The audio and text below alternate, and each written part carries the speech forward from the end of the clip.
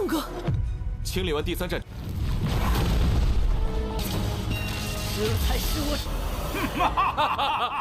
Halo guys, welcome back to Kobe Movie. Gimana nih pilkada nih? Pada pilih siapa di tempat kalian? Hehehe. Kalau Mimin ada deh, nanti pada kepo pula. Sedikit poin penting buat part terakhir Shiwancho atau Throne of Steel biar kalian pada nggak lupa. Jadi di minggu lalu kita semua sudah melihat perang yang terjadi di perbatasan kuil penyihir yang sangat seru. Perbatasan itu merupakan sumber air buat ras manusia guys. Jadi harus dijaga dengan baik. Untungnya di sini Lin Xin bisa memimpin timnya dengan baik untuk melawan para iblis.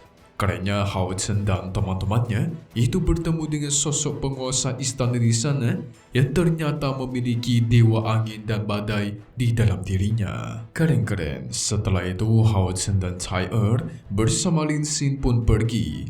Mereka bertemu dengan Han Yu dan bersiap untuk pergi ke perbatasannya warrior, yaitu tempat Wang Yuan yang berada guys, Benteng Tenggara. So maka dari itu, kita masuk ke intro ya guys. Hehehe. 我真正能终结人魔之战的力量。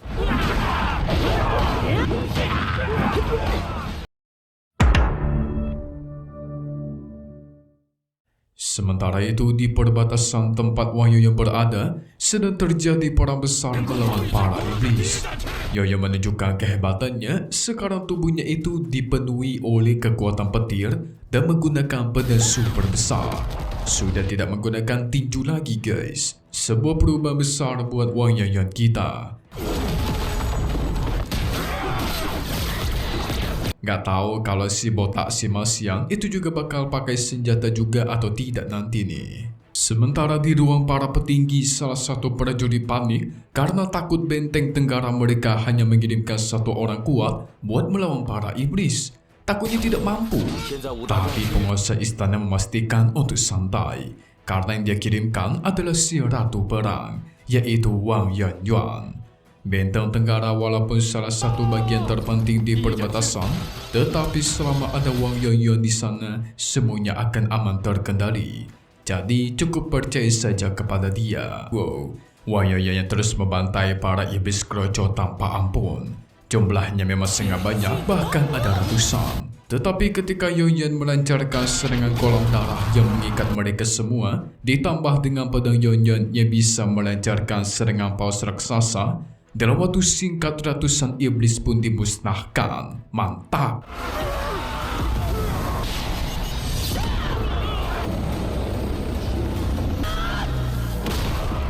Tetapi tidak lama dari itu, muncullah Raja Iblis Beruang yang sudah berada di tingkat 8. Nah, ini kuat nih guys.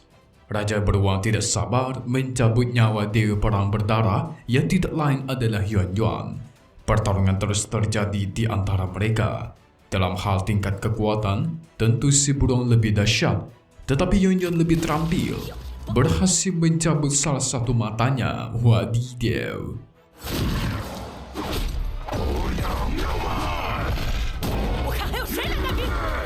Raja Beruang pun dipentalkan sampai cukup jauh, membuat dia murka bukan main. Bocah sialan.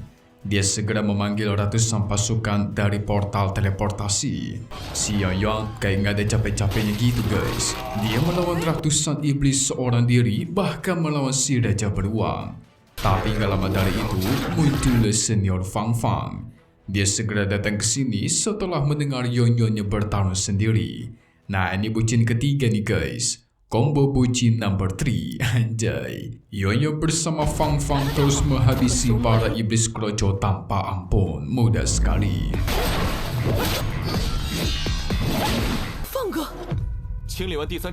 Yuan akan berfokus melawan Raja Beruang, sementara sisanya dihabisi oleh Fang Fang.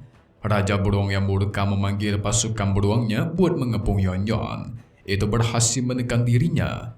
Raja Beruang langsung melancarkan serangan susulan dan tuar. Dikira Yuan sudah meninggoy guys. Ternyata dia menggunakan perisai raksasa miliknya. Nah lo. Dengan perisai ini, Raja Beruang ditekan sedemikian rupa dan diserang tanpa ampun.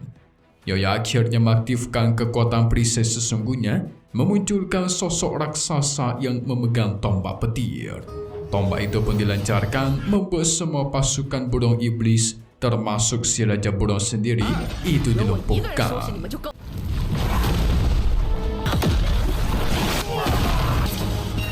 这才是我。 Tetapi dalam keadaan sekarang, Raja Beruang menggunakan semua kekuatannya untuk menyeret Yon mati bersamanya guys. Yaitu mengumpulkan kekuatan di tengah dahi, memanggil mantra telara milik sang Raja Beruang. Yaitu sosok beruang raksasa guys. Ini bencana. Kekuatan ini sama dengan kekuatan dari iblis beruang yang pernah mereka lawan. Di mana secara paksa akan membuat semua keturunan dari ras beruang itu meningkat satu ranah lebih tinggi. Jadi kalau semisal di tingkat 6, maka langsung meningkat ke tingkat 7. Dipaksa menjadi semakin kuat guys. Ini sungguh sihir yang sangat menyulitkan. Pasukan beruang jadi semakin kuat membuat para warrior kesulitan. Bahkan Yonya sendiri cukup kesulitan menghabisi mereka sekarang. Lebih sulit daripada sebelumnya guys. Yoyan dan Fang Fang terus dikepung oleh para pasukan beruang. Tidak menyangka masih ada teknik macam ini. Fang Fang dan Yon memutuskan untuk berpisah sementara buat memancing para pasukan beruang ini. Wah, ini bakalan sulit. Di ruang penguasa istana, sang penguasa yang kaget mendengar tiba-tiba pasukan beruang iblis itu menjadi gila dan semakin kuat. Udah gitu, banyak sekali daerah yang secara perlahan mulai dikuasai oleh pasukan beruang. Takutnya kalau ini terus terjadi, nanti pasukan mereka akan terpukul mundur. Dan bisa-bisa perbatasan utama diserang secara langsung. Ketika penguasa istana ingin turun tangan sendiri, tiba-tiba mereka mendapatkan bala bantuan. Wow, siapa yang membantu mereka guys? Sudah jelas, Lord Bu Jindong, hehe. Hao Chen dan Tai Er muncul dengan begitu heroik. Ledakan cahaya menyelimuti semua area di sana. Iblis beruang yang menggila pun sekarang tidak ada apa-apanya di hadapan mereka. Apalagi terkena serangan gabungan dari kedua bujin. Tidak ada satupun yang selamat. Semuanya ditebas sampai berkeping-keping dan meledak. Udah berkeping-keping, meledak pula ya kan? Kasihan sekali nasib para iblis beruang ini. Hehe.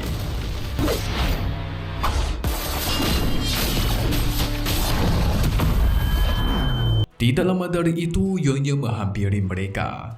Tentu selain dua bocil ini, ada si Han Yu dan Lin Xin yang datang ke sini.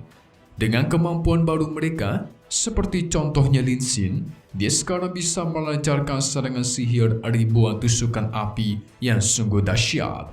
Diibaratkan seperti hujan api yang tidak terhindarkan, dikombo dengan perangkap milik Han Yu.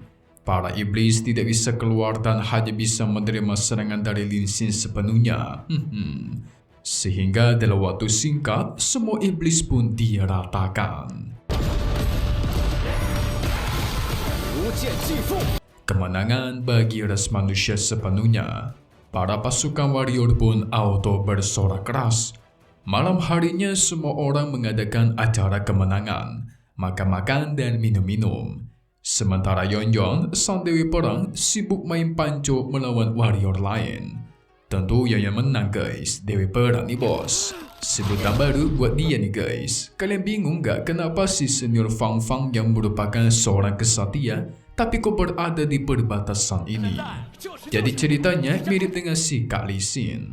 Karena perbatasan Yon sedang kesulitan melawan para iblis, makanya Fang Fang dikirim ke sini buat membantu. Fang Fang dan Yon sambil memuji satu sama lain, sangat jelas kalau mereka ini saling suka satu sama lain. Hehe. Yang ternyata guys, pedang besar yang digunakan oleh Yon di awal itu adalah pemberiannya Lin Xin. Disebut juga sebagai pedang badai darah. Tidak heran Yon dijuluki sebagai Dewi Perang Berdarah. Lin Xin pun mengajak Yon untuk berduel, penyihir melawan warrior. Sudah setahun tidak bertemu, waktunya untuk mengetes kekuatan mereka. Sekarang Lin Xin juga sudah bisa menyerang, jadi udah layak nih buat berduel. Semua orang tidak sabar ingin menonton pertarungan ini. Mari kita lihat siapakah yang lebih kuat. Tapi tiba-tiba muncullah penguasa istana yang menghentikan mereka guys. Ada urusan yang lebih penting. Dia pengen mengucapkan terima kasih kepada Hao Chen dan timnya yang sudah datang membantu. Penguasa istana dipanggil juga sebagai Tuan Chiu. 道奇，我代表我们战士店。 Nah, Hao Chen beralasan dia datang ke sini memang ada urusan penting. Jadi sekalian aja sudah sepantasnya untuk membantu. Tuan Chiu pun mengajak Hao Chen dan kawan-kawannya mengobrol serius di ruang makan. Singkat cerita, mereka pun dibawa ke ruang makan khusus. Tuan Chiu yakin memang Hao Chen ini memiliki takdir hubungan dengan kuil warrior mereka. Buktinya saja ketika perbatasan mereka kesulitan, Hao Chen datang tepat waktu. Itulah yang disebut juga sebagai takdir. Jadi Tuan Chiu akan mengumumkan hal penting kepada semua orang di sini, yaitu Hao Chen akan menjadi penerus penguasa istana. Hah? Gimana? Hao Chen menjadi penguasa istana di kuil warrior? Semua orang tentu kaget mendengarnya, guys. Bahkan paman warrior itu nggak terima. Keputusan macam apa itu? Dia lebih setuju penerus dari perbatasan mereka ini adalah Wang Yuanyuan. Karena Yonya selain kuat juga memiliki darah garis keturunan roh dewa raksasa, yaitu perisai raksasa yang dia gunakan. Hao Chen pun mengatakan kalau dirinya tidak pantas. Selain dia tidak memenuhi syarat, dirinya juga berasal dari kuil kesatria, jadi nggak cocok nih. Ada perbedaan pendapat antar para petinggi, situasi pun menjadi semakin memanas dan sangat tegang. Tapi tiba-tiba, kedua petinggi tertawa keras, guys. Ternyata cuman prank. Ini dua kakek tua bisa aja ya ngerjainnya mudah mereka. Bisa. Tentu semua tadi itu cumalah bercanda doang. Tidak mungkin lah. Tapi ada satu hal penting yang akan dia katakan. Nah, kalau ini serius nih. Semenjak para iblis menyerbu perbatasan mereka tanpa henti, benteng tenggara mereka selalu berada di bawah tekanan perang luar biasa. Tapi sialnya perang itu membuat batu-batu kristal pelindung perbatasan itu mulai rusak.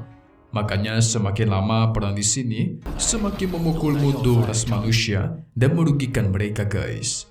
Jika pengen memperbaiki batu kristal pelindung, maka mereka harus pergi ke alam misterius roh raksasa. Itulah tempat warisan yang ditinggalkan oleh dewa roh raksasa di benteng tenggara mereka. Hanya orang yang memiliki garis keturunan dewa roh raksasa yang bisa mengambil batu kristal di sana, guys. Yang tidak lain itu adalah Wang Yuanyuan.